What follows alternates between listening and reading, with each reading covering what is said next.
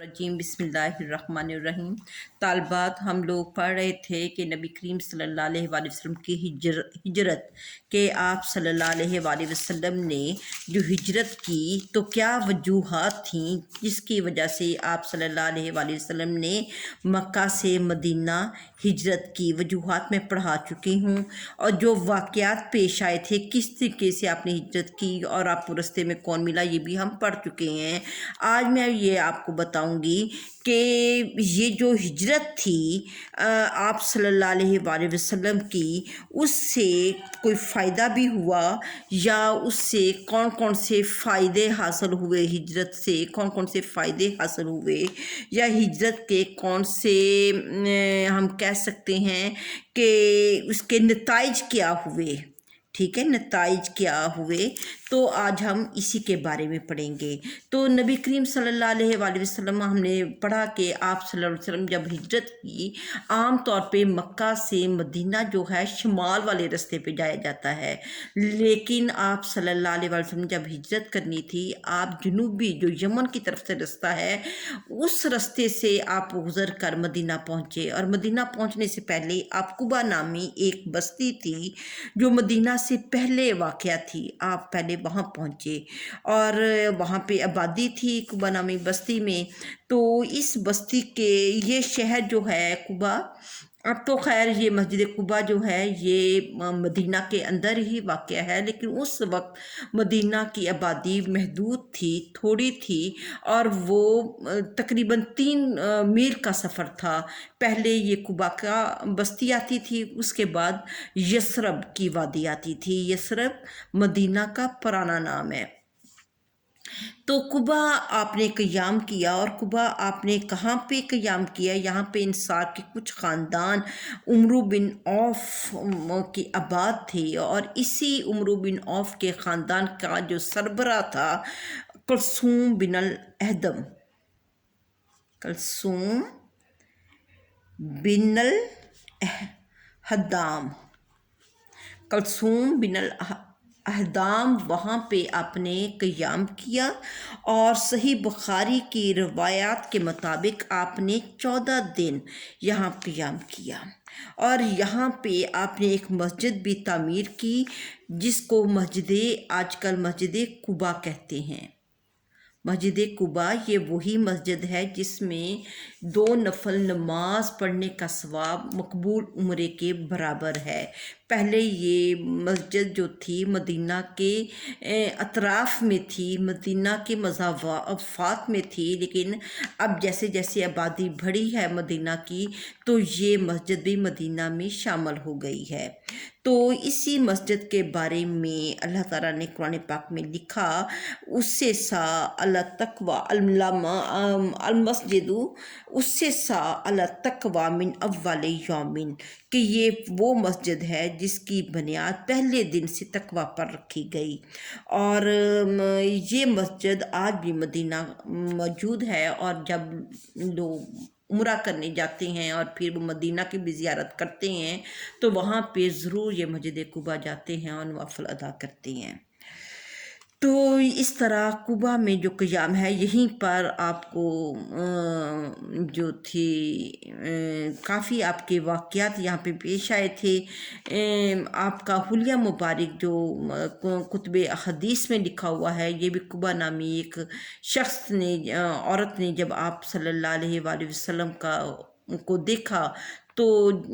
उसने आप सल्लल्लाहु अलैहि वसल्लम का हुलिया मुबारक बयान किया और आज भी वो महफूज है। उसके बाद यसरब में लोग जो हैं बेचैनी से आपका इंतज़ार कर रहे थे, तो रोज़ाना ही वो लोग जो हैं वो मदीना से बाहर निकल जाते और वो आपकी राह तकते कि आप सल्लल्लाहु अलैहि वसल्लम कब उनके पास तशरीफ़ लाएंगे। और इस तरह आप सल्लल्लाहु अलैहि वसल्लम 14 दिन के बाद जब جب یثرب کے حدود میں داخل ہوئے تو یہودی نے، ایک یہودی ہے اس کی نظر بہت تیز تھی، اس نے آپ صلی اللہ علیہ وآلہ وسلم کو دیکھا تو وہ پکار اٹھا کہ ایک گروہ یثرب مبارک کو جس سوار کا تمہیں انتظار تھا وہ آن پہنچا۔ تو اس وقت جو انصار مدینہ تھے، ان کے ہاں جو چھوٹی چھوٹی بچیاں تھیں ان کے پاس دف تھی۔ دف یہ بجانے کا ایک آلہ ہوتا ہے، تو وہ دف پہ یہ گیت گا رہی تھیں، طلع البدر علینا من ثنیات الوداع وجب شکر علینا، کہ جو ہے جنوبی پہاڑوں سے 14ویں کا چاند ہم پر طلوع ہوا، ہم پر اللہ کا شکر واجب ہے، اس کی دین اور تعلیم کتنی اچھی ہے، آپ کو خدا نے ہمارے پاس بھیجا، اس لیے آپ کی اطاعت ہم پر فرض ہے۔ یہ لوگ نبی کریم صلی اللہ علیہ وآلہ وسلم کے مطلب اعزاز میں یہ گیت گا رہے تھے۔ اور جب آپ یثرب میں داخل ہوئے وہ جمعہ کا دن تھا، اور آپ تقریباً 22 سپٹمبر 622 عیسوی کو آپ کا یہ 622 عیسوی میں آپ مدینہ داخل ہوئے۔ اور سب سے پہلے آپ جو ہے مدینہ جب داخل ہوئے تو جمعہ کا دن تھا، جمعہ کی نماز پڑھنی تھی، تو مسجد بنی سلمہ، ایک محلہ تھا بنی سلمہ نامی، اور آپ نے سب سے پہلے جو جمعہ کی نماز تھی یہیں پر ادا کی۔ اب بھی وہاں پہ مسجد بنی سلمہ ہے جس میں آپ نے پہلا جمعہ اس مسجد میں ادا کیا، اس جگہ ادا کیا۔ اب وہاں پہ جس جگہ آپ نے پہلا جمعہ ادا کیا تھا اس جگہ ایک مسجد بن گئی ہے جس کا نام مسجد بنی سلمہ ہے، اور تقریباً 100 آدمی اس جمعہ میں شریک ہوئے تھے، 100 آدمی اس جمعہ میں شریک ہوئے تھے۔ اور پھر آپ صلی اللہ علیہ وآلہ وسلم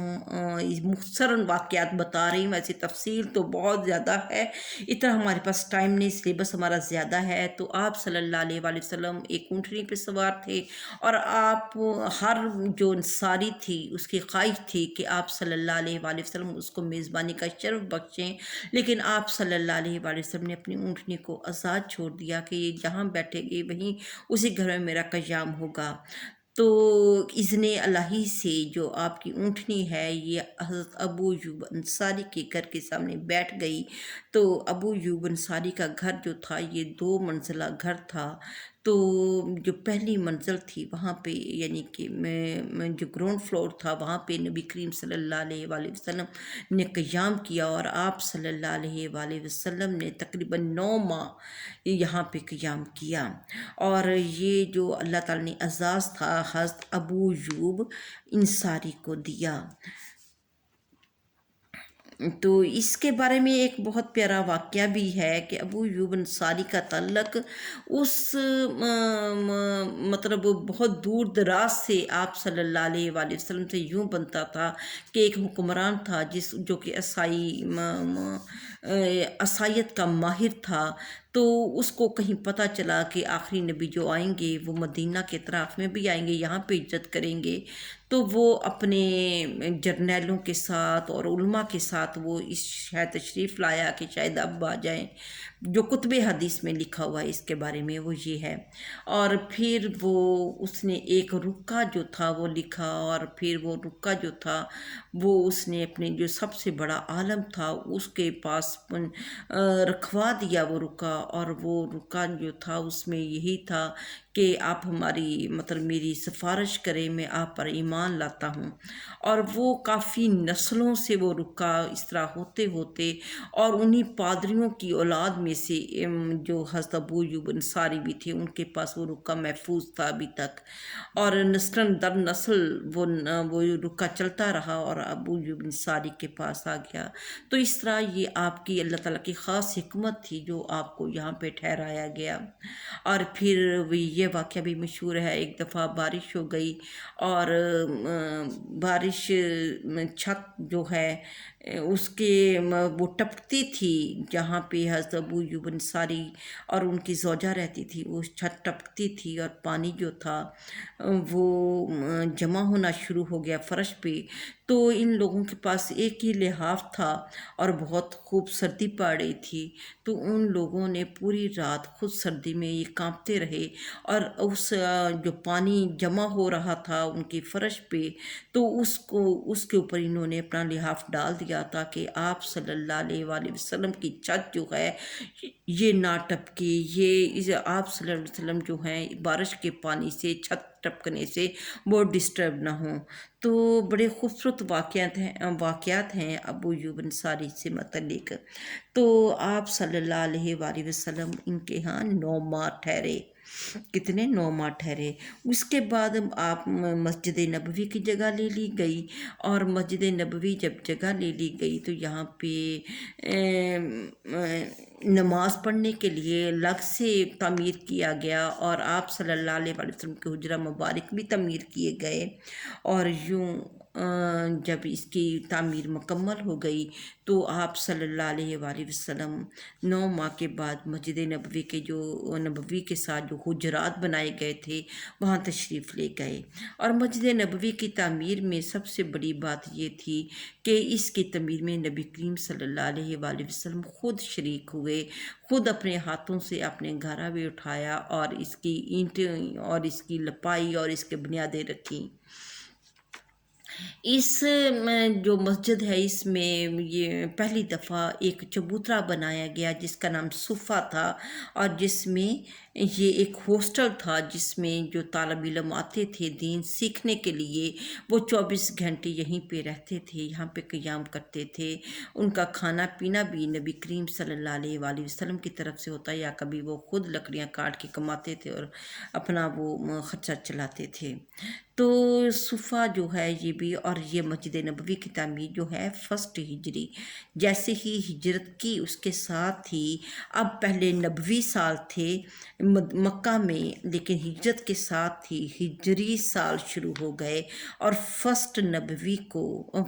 ہجری کو مسجد نبوی کی جو ہے وہ تعمیر ہوئی، اور 1 نبوی کو ہی یہ مطلب یہ صفہ اور یہ سب جو تعمیرات ہیں اس کا سلسلہ شروع ہوا۔ تو اب ہم دیکھتے ہیں کہ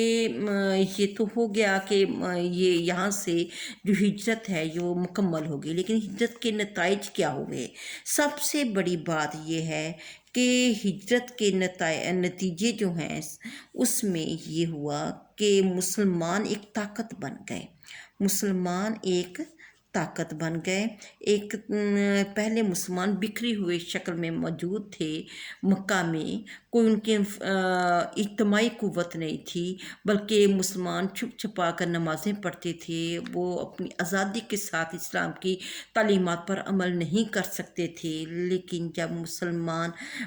مسلمانوں نے ہجرت کر لی تو اب تمام یہاں پہ کوئی اس طرح کی روک ٹوک نہیں تھی، یہاں پہ مسلمان ایک قوت کی طاقت کے طور پہ سامنے آئے، اور مسلمانوں کا جو جتھا وہ زیادہ تھا باقی لوگوں کی نسبت۔ پھر ظلم کا خاتمہ ہو گیا، اس سے پہلے مسلمانوں پر ظلم و ستم ہوتے تھا، لیکن اب ظلم و ستم کا خاتمہ ہو گیا، مسلمان مظلومی کے وہ دور سے گزر گئے۔ اور پھر یہ تھا کہ مکہ میں پرامن ماحول مسلمانوں کو میسر نہیں تھا، جو کہ مدینہ میں پرامن ماحول میسر تھا، مکہ میں یہ ماحول مسلمانوں کے پاس نہیں تھا، اور پرامن ماحول میسر آنے کی وجہ سے اسلام کی اشاعت میں تیزی ہوئی، اور آپ صلی اللہ علیہ وآلہ وسلم نے نہ صرف مدینہ میں بلکہ مدینہ کے اطراف و اکناف میں بھی سب لوگوں کو اسلام کا پیغام پہنچایا، مختلف قبیلوں کو، مختلف بادشاہوں کو آپ نے اسلام کا پیغام دیا۔ تو اس طرح پرامن جو ماحول تھا یہ اسلام کی اشاعت کے لیے بڑا سازگار ثابت ہوا۔ پھر ہم دیکھتے ہیں اسلامی معاشرے کی تشکیل، اس کی بھی اسلامی معاشرے کی تشکیل۔ پھر ہم دیکھتے ہیں کہ مکہ جو تھا اس میں مسلمان کسی معاشرے کو تشکیل نہیں کر سکتے تھے،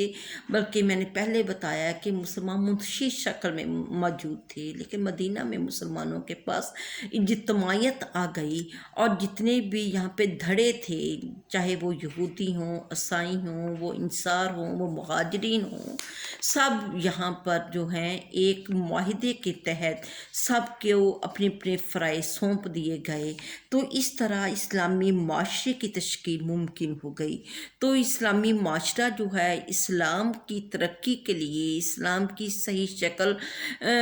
دنیا کو دکھانے کے لیے اسلامی معاشرے کا قیام انتہائی ناگزیر تھا۔ اور جب اسلامی معاشرہ تشکیل پا گیا تو اب لوگوں کو اندازہ ہوا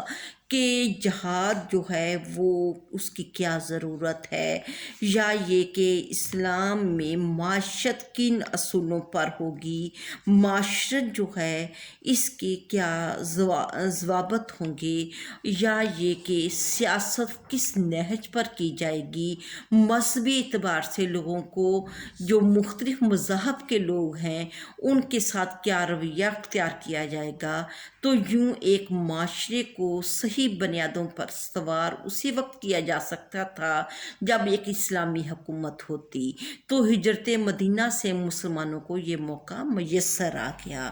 تو اسلامی معاشرے کی تشکیل ہوتی ہے، اور اسی طرح اسلامی جب معاشرے کی تشکیل ہو گئی تو اس سے اسلامی ریاست کی بنیاد بھی رکھی گئی۔ اور پھر ہم دیکھتے ہیں کہ قریش کا اقتصادی محاصرہ۔ قریش جو تھے یہ اپنے آپ کو بہت یوں سمجھ لیں، یہ اپنے آپ کو علاقے کا چودھری سمجھتے تھے اور یہ کسی کو خاطر میں نہیں لاتے تھے۔ قریش تجارت کرتے تھے، معاشی حالت اچھی خاصی تھی، اس کے علاوہ بت پرستی سے چڑھاووں کی شکل میں ان کے پاس بڑا پیسہ آتا تھا، حج کے دنوں میں لوگ آتے تھے اور خرید و فروخت ہوتی تھی، اس وجہ سے بھی یہ اقتصادی لحاظ سے یہ کمزور نہیں تھے۔ لیکن اب یہ ہے کہ قریش کی کا اقتصادی محاصرہ، وہ محاصرہ کیسے ہوا؟ کیونکہ جو جہاں سے یہ تجارت کرتے تھے شام یا دوسرے علاقوں کی طرف جاتے تھے، وہ رستے جو تھے وہ مدینہ کے قریب تھے۔ اب مسلمان ان رستوں کی ناکہ بندی کر کے ان رستوں کو روک کر قریش کی تجارت پہ کاری ضرب لگا سکتے تھے، تو یہ ایک بہت بڑی کامیابی تھی۔ اور اس کے علاوہ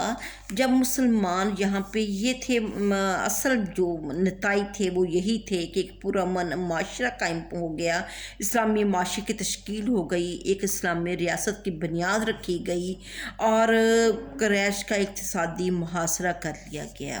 اس کے بعد ہم دیکھتے ہیں نبی کریم صلی اللہ علیہ وسلم نے ہجرت کرنے کے بعد سب سے پہلا کام کیا کیا؟ تو جب آپ کو پتہ ہے کسی بھی جگہ جب لوگ ہجرت کرتے ہیں، دوسرے لوگ وہاں کے ایک تو رہنے والے لوگ ہوتے ہیں جو وہاں کے باشندے ہوتے ہیں، جب ان کے گھر مطلب کئی سو کی تعداد میں دوسرے لوگ آ جائیں تو وہ معاشرے پہ کتنا بوجھ ہوتے ہیں، ان کو کس طریقے سے سنبھالا جائے، ان کے ساتھ کیا برتاؤ کیا جائے، ان کے کھانے پینے کا سامان کہاں سے کیا جائے، یہ ایک بہت بڑا مسئلہ تھا۔ تو نبی کریم صلی اللہ علیہ وآلہ وسلم نے مہاجرین جو تھے، جو آپ صلی اللہ علیہ وآلہ وسلم کے حکم سے جنہوں نے مکہ سے مدینہ ہجرت کی تھی، ان کی آباد کاری کے لیے سب سے پہلے آپ نے مواخات کا نظام رائج کیا۔ مواخات جو تھا یہ انتہائی خوبصورت ایک بھائی چارہ تھا جو آپ صلی اللہ علیہ وآلہ وسلم کی عقل مندی پہ دلالت کرتا ہے، آپ کی بصیرت پہ دلالت کرتا ہے۔ آپ نے ایک انصار کو بلایا اور ایک مہاجر کو بلایا، دونوں کو آپس میں بھائی بھائی قرار دیا اور ان سے کہا کہ تم اب اس کے یہ تمہارا بھائی ہے اسلامی لحاظ سے، تو اب تم اس کی کفالت کرو، اور اس کے اگر سب لوگ ایک ہی جگہ چلے جائیں تو وہ کافی بڑا بوجھ ہوتا ہے دوسرے کو سنبھالنا، لیکن جب ایک ایک خاندان نے ایک ایک فرد کو یا دو دو فرد کو سنبھالا تو ان کے لیے ان کا انتظام کرنا قطعاً مشکل نہ ہوا۔ تو اس طرح جو انصار تھا وہ مہاجر بھائی کو اپنے پاس لے گیا اور اس کو انصار کا جذبہ بھی قابل دید تھا کہ ان لوگوں نے اپنا جو مال تجارت تھا اس کو دو حصوں میں کیا، ایک اپنے پاس رکھا اور ایک اپنے مہاجر بھائی کو دیا، اور اسی طرح یہاں تک انصار نے اصرار کیا کہ جن کی 2 شادیاں تھیں انہوں نے اپنی ایک بیوی کو طلاق دے کر وہ اپنے مہاجر بھائی کے نکاح میں دے دی، لیکن مہاجرین بھی اتنے خوددار تھے، انہوں نے یہ اکتفا نہیں کیا کہ ہمارا انصار بھائی کماتا ہے تو ہم مزے سے کھائیں، بلکہ انہوں نے کہا کہ ہمیں تھوڑا سا پیسہ دو اور ہمیں بازار کا رستہ دکھا دو، ہم تجارت کرنا جانتے ہیں، ہم بھی تجارت کریں گے۔ اور اس کے علاوہ تعلیمی لحاظ سے ان کے لیے یہ جو معاہدہ تھا یہ بڑا فائدہ مند رہا کہ وہ جب مہاجر اور انصار آپس میں بھائی بھائی بن گئے تو جب ایک جو بھائی تھا وہ تجارت کرتا تھا، اگر مہاجر جو ہے وہ بازار میں کام کر رہا ہے تو انصار جو تھا وہ نبی کریم صلی اللہ علیہ وآلہ وسلم کی خدمت میں حاضر ہوتا اور آپ صلی اللہ علیہ وآلہ وسلم کی تعلیمات سنتا، اور شام کو جب مہاجر بھائی آتا اس کو سب بتاتا، اور اگلے دن جو ہے انصار کاروبار کے لیے جاتا اور مہاجر جو تھا وہ نبی کریم صلی اللہ علیہ وآلہ وسلم کی خدمت میں حاضر ہو کر آپ کی تعلیمات سنتا۔ یوں یہ تعلیمات کا سلسلہ بھی مطلب بڑے نہج سے اور کوئی بھی غیر حاضر بھی نہ ہوا اور یہ کام بڑے اچھے سے ہوتا رہا۔ اس کے بعد ہم دیکھتے ہیں میثاق مدینہ۔ آپ کو پتہ ہے جب نبی کریم صلی اللہ علیہ وآلہ وسلم نے ہجرت کی اس وقت مدینہ میں 4 قسم کے لوگ تھے، ایک مہاجر تھے، پھر انصار تھے، پھر یہودی اور منافقین۔ اب یہ تو ہمیں سمجھ آتی ہے مہاجر جنہوں نے ہجرت کی، انصار جو وہاں کے قدیمی مدینہ کے رہنے والے تھے، یہودی جو یہودیت سے تعلق رکھتے تھے، منافقین وہ لوگ تھے جو کہ بظاہر مسلمان ہو گئے تھے، جنہوں نے کلمہ پڑھ لیا تھا زبان سے، لیکن ان کے دل جو تھے وہ ابھی بھی کافر تھے۔ بظاہر وہ مسلمان تھے لیکن اندر سے وہ کافر تھے، مسلمانوں کے درمیان وہ سازشوں کا جال بنتے تھے اور ان کو منافقین کہا گیا اور ان کا وار زیادہ سخت ہوتا تھا۔ اب نبی کریم صلی اللہ علیہ وآلہ وسلم کو ان تمام گروہ کا پتہ تھا، اور آپ صلی اللہ علیہ وآلہ وسلم کو یہ بھی پتہ تھا کہ قریش مکہ اب پرامن طریقے سے نہیں رہ سکتے، وہ ضرور آپ صلی اللہ علیہ وسلم کا پیچھا کریں گے اور مدینہ کی سالمیت پر وہ کوئی نہ کوئی حملہ کریں گے۔ تو اس وجہ سے کہ وہ وقت آئے، آپ صلی اللہ علیہ وآلہ وسلم نے چاروں جو یہ گروہ تھے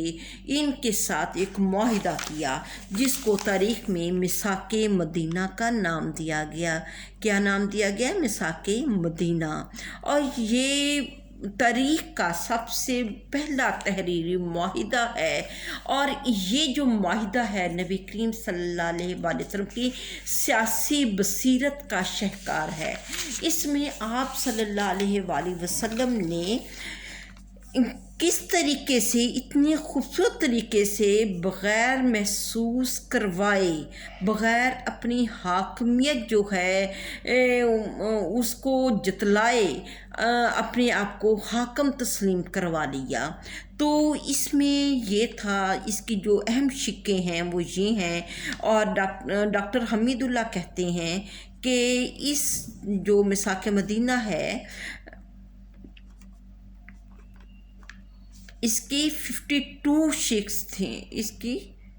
شقیں تھیں، یا اس کے 52 جو ہیں وہ نکات تھے، ٹھیک ہے، اور اس میں تقریباً جو ہیں 27 جو ہیں یہ مسلمانوں کے درمیان تھے، اور اسی طرح 25 یا 26 جو نکات تھے یہ مسلمان اور غیر مسلم اقوام کے درمیان تھے۔ تو ان کی جو اہم نکات تھے میثاق مدینہ کے وہ یہ تھے کہ مدینے پر بیرونی حملہ کی صورت میں تمام اہل مدینہ، یعنی کہ اس میں مہاجر بھی، انصار بھی، یہودی بھی، سب مل کر اس کا دفاع کریں گے اگر باہر سے حملہ ہوتا ہے، اور پھر یہودی